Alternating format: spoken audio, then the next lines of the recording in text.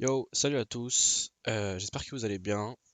Dans cette vidéo, j'ai envie de vous partager une petite réflexion que j'ai eue récemment, même aujourd'hui, qui est que je suis quelqu'un qui est quand même égoïste pour ma réussite. C'est-à-dire que je veux réussir, ok, je veux moi réussir, et je me mets avant tout le monde, on va dire.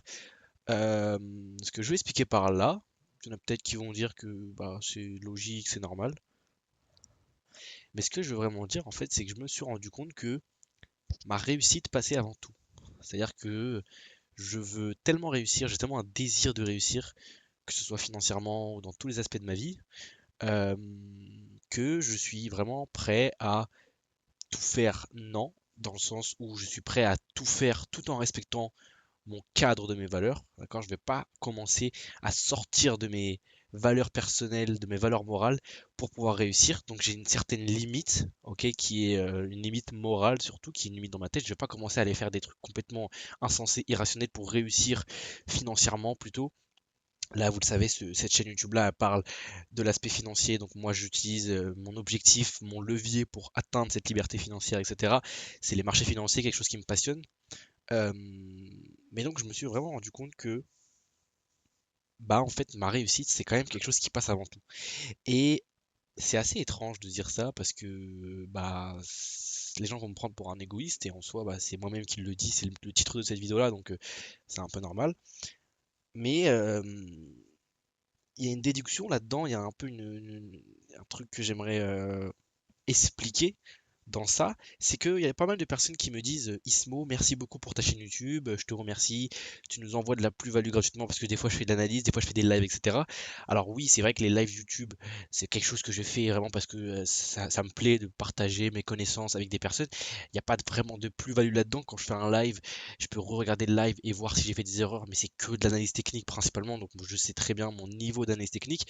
Mais donc il y a beaucoup de personnes qui me disent oui, Ismo, Anani, t'es vraiment merci beaucoup pour ce que tu fais parce que vous savez, je vous fais des vidéos, donc des fois il y a des vidéos où je vous explique des choses qui sont voilà des personnelles ou moins personnelles, où je vous parle je sais pas de finances ou de peu importe.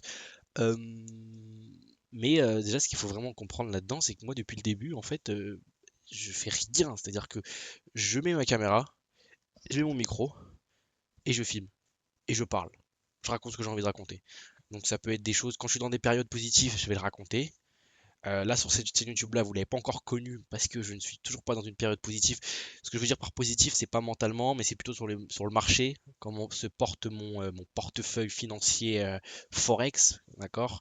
Euh, Là, pour le coup, je suis plutôt dans une phase négative, donc je le montre aussi, et c'est tout aussi intéressant pour moi. J'ai déjà expliqué, hein, et pour ceux qui n'aient pas vu les anciennes vidéos, euh, ce que j'ai expliqué réellement, en fait, c'est que quand je fais cette chaîne YouTube là, bah en fait ça m'aide moi-même, ça m'aide profondément moi-même parce que je peux re-regarder mes vidéos et je regarde mes vidéos, j'arrive à identifier des problèmes que je faisais sur les marchés et surtout, ça a bugué, non c'est bon, c'est bon. Et surtout, bah en fait dans quelques mois je pourrais revoir ces chaînes YouTube là et en fait c'est un peu égoïste de ma part parce que certes, moi tout ce que je fais, il y a un peu de délai. Attendez, je relance. Mais du coup, je vous disais, les gars, surtout, moi, ce que je fais, c'est juste mettre les vidéos en public. J'aurais pu les mettre en non répertorié, en privé, que pour moi-même. Ça aurait rien changé personnellement. Et en fait, c'est pour ça que je me trouve un peu égoïste. C'est-à-dire, en fait, que, hormis le fait, voilà, de poster des vidéos et que j'ai des commentaires de personnes qui me disent, ouais, merci beaucoup, nanani, nanana, ça c'est cool, c'est l'aspect positif de cette chaîne YouTube-là. Mais l'aspect négatif, l'aspect neutre, on va dire, c'est juste que je partage mon processus et c'est quelque chose qui est assez, euh, qui n'est pas connu, qui n'est pas forcément commun à faire. Vous le savez, mais la plupart du temps, quand vous regardez des vidéos sur des traders, devenir quelqu'un de rentable sur les marchés financiers ou peu importe, devenir quelqu'un, juste atteindre un objectif ambitieux, financièrement parlant, peu importe, bah, la plupart des personnes qui vous présentent, enfin la plupart des personnes sur qui vous tombez leur chaîne YouTube sont déjà accomplis. Donc ils ont déjà atteint leur objectif dans l'ombre plutôt. Ils ont déjà traversé, ils ont déjà eu leur traversée du désert, même si on est constamment dans une traversée du désert, on est constamment dans l'évolution. C'est le but du développement personnel, hein, c'est de constamment aller chercher l'inconnu. Mais bref, ça j'en reparlerai aussi. Mais la plupart des personnes sont déjà en fait accomplies et ils lancent leur chaîne YouTube. Et du coup, vous avez moins l'aspect proximité que vous pourriez avoir avec les YouTubeurs comme moi, par exemple, ou comme d'autres, notamment je pense à Dorian que j'aime pas, que j'aime beaucoup, ses vidéos, je regarde pas mal, mais où on est ces types de youtubeurs là qui ne sommes pas encore accomplis, qui sommes dans le process et qui partageons en fait notre process du coup. Mais donc moi, la vision qui est évidemment personnelle et que je retire de ça après bientôt 2 mois de vidéo quand même, c'est énorme, ça passe super vite les gars. Je sais pas si on s'en rend compte, je suis déjà à 2 mois de vidéo. Alors si on parle de mon évolution, bah financièrement parlant, elle n'a pas réellement évolué avec le forex, avec le trading. Après, j'ai d'autres side hustles sur le côté, mais euh, je ne suis pas encore financé. Donc, mon objectif qui est sur cette chaîne YouTube là, vous l'avez vu, c'est le titre de la bannière, c'est le titre de la série, c'est toutes ces choses-là, c'est d'être financé à 500 000 dollars. Bah, j'en suis encore loin. Alors, ça m'a fait évoluer le fait d'être en drawdown et je le suis encore. Ça me fait énormément évoluer. Là, je suis dans la phase d'exercice à l'heure actuelle. Donc, la phase d'exercice, c'est pas forcément la phase où on va avoir les résultats, pas forcément des résultats financiers, pas forcément des résultats enfin de résultats sur votre trading, mais il y a surtout là des résultats qui sont en train de se former, qui sont intérieurs, qui sont mentaux, et je commence un petit peu à comprendre, alors que bon, ça fait déjà quand même 1 an et demi, mais je commence à comprendre un peu vraiment la manière que moi j'ai quand je suis dans des périodes compliquées et justement c'est quand je fais des vidéos comme ça que je peux revoir les périodes compliquées et c'est d'ailleurs ça qui est bien, c'est que depuis donc 2 mois je suis dans une période compliquée et c'est tout aussi bien de pouvoir la documenter et la montrer parce que du coup quand je serai sorti de ce drawdown ou si je le crame, enfin quand je serai dans une période mieux positif, bah, je vais pouvoir en fait revisionner ces vidéos de quand j'étais dans des périodes négatives pour m'améliorer quand je vais devoir resubir un drawdown ou une série de pertes ou peu importe.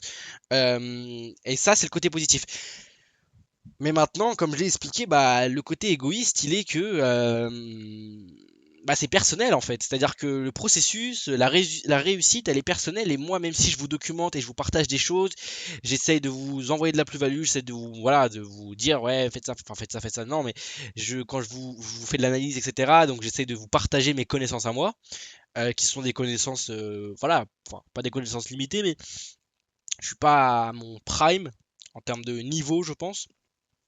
Euh, mais même si je fais tout ça, bah moi ça me demande pas forcément quelque chose de en plus, hormis le fait bah, de mettre la caméra comme je l'ai expliqué. Donc c'est pas un truc non plus qui est extrêmement voilà. D'autant plus que bah là oui la chaîne YouTube elle a pris de l'ampleur, enfin elle a pris de l'ampleur. Voilà j'ai gagné des abonnés et tout ça, donc je pense que ça intéresse les personnes.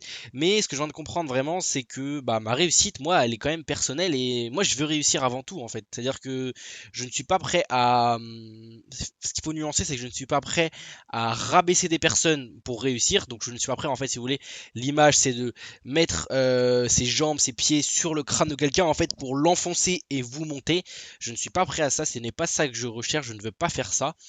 Moi, plutôt, ce qui m'intéresse, ça serait de réussir dans mon côté, personnellement, vraiment, juste dans mon côté, dans ma bulle, en fait, être dans ma bulle. Et cette chaîne YouTube là, je me suis dit qu'elle me limitait peut-être parce que vu que je m'exposais, bah peut-être que ça jouait sur mon trading, tout ça. Au final, avec du recul, je trouve qu'il y a quand même plus de points positifs que de points négatifs de faire des vidéos constamment, régulièrement, sans montage, sans rien. Vous avez vu, les gars, on est épuré. Enfin, il y a vraiment très peu de montage. Des fois, je fais des petits cuts parce que voilà, je bafouille ou quoi, ou peu importe. Mais c'est vraiment très naturel, très simple. Et ce que je pense aussi, c'est que c'est quelque chose qui plaît aux personnes parce que elles aussi, vous qui me regardez, vous êtes aussi, je pense, dans votre process, vous êtes aussi dans votre phase d'évolution. Vous avez peut-être des objectifs financiers, des objectifs physiques, peu importe. Vous voulez vous améliorer, vous voulez devenir une meilleure personne. Et bah en fait, même si on est tous ensemble, voilà, on a la communauté, voilà, on a une espèce de groupe soudé, bah au fond, notre réussite, elle est personnelle. Et surtout, d'autant plus que pour le trading, trader, les gars, c'est un métier très solitaire. Très, très, très solitaire. C'est pour ça que la plupart des personnes qui font du trading deviennent formateurs. Parce que déjà, premièrement, il y a l'aspect financier, évidemment. Diversifier ses revenus. Le trading, vous le savez. Deuxièmement, vous savez que le trading, c'est pas quelque chose qui est stable. C'est un revenu qui dépend, qui fluctue tous les mois. Donc, il y a une espèce de stabilité de faire des formations. Je pense à Elliot, je pense à Benjamin, je pense à Institutionnel. Bref, il y en a plein.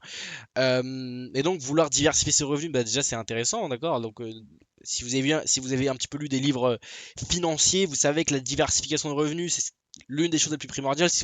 si vous dépendez d'une seule source de revenus, il suffit que cette source de revenus-là ne marche plus pour que vous soyez complètement effondré. Mais d'autant plus, je pense, après c'est mon hypothèse, mais ces personnes-là, en fait, qui veulent former des personnes, voilà, bah il y a un aspect en fait de se sentir accompli parce que quand vous êtes trader, bah quand vous êtes trader, en fait, vous êtes vraiment dans votre coin, vous êtes solo dans votre coin. Et bah c'est un peu, en vrai c'est un peu triste, mais après c'est quelque chose qu'on aime, c'est quelque chose qu'on fait par passion. Enfin, de toute façon, pour réussir dans ce domaine, vous pouvez pas faire ça pour l'argent, c'est impossible. Si quelqu'un arrive à réussir dans ce domaine uniquement pour l'argent et parce qu'il en a rien à foutre du domaine et si jamais il y aurait de l'argent à prendre en faisant, je sais pas moi, du dropshipping ou peu importe, il irait. Bah, franchement, peut-être ça existe, mais j'y crois moyen. À mes yeux, il est obligatoire d'être un minimum passionné par ce domaine pour réussir les marchés, tout ça, parce que c'est tellement complexe en fait que l'argent ne vous suffira pas, même si vous avez de l'argent. L'argent, en fait, c'est la cerise sur le gâteau. L'argent, dans ce domaine, c'est la cerise sur le gâteau. C'est-à-dire que en fait, c'est même plus au fur et à mesure des années qu'on va devoir travailler pour notre objectif, l'argent ne sera même plus le truc qui va nous faire waouh, ça va être. Je pense, hein, après c'est ma vision, je n'ai pas encore atteint ce stade, mais moi ce que je pense c'est que quand je vais atteindre mon objectif, bah l'argent ce sera simplement en fait la somme, le résultat de ça, mais c'est la cerise sur le gâteau. Donc c'est le truc voilà qui on est trader pour ça, évidemment, les gars, je ne dis pas le contraire, mais je pense qu'il ne faut absolument pas faire ça pour l'argent. Enfin, de toute façon, si vous faites ça pour l'argent à 100%, vous n'y arriverez pas, c'est sûr et certain, hein. Je reste sur mes positions. Mais donc, ouais, pour conclure cette vidéo, bah, ce que je me dis en fait, c'est que je suis quand même assez égoïste, dans le sens où moi, je veux réussir à tout prix. J'ai un désir profond de réussir. Je veux vraiment réussir, que ce soit, enfin, réussir dans le trading évidemment, mais en règle générale dans ma vie, être une meilleure personne.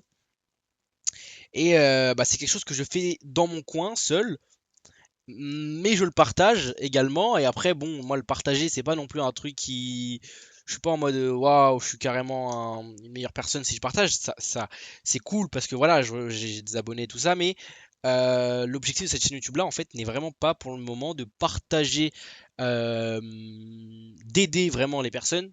Je sais que je les aide indirectement à travers mes paroles, à travers ce que je montre, à travers mon niveau d'analyse technique.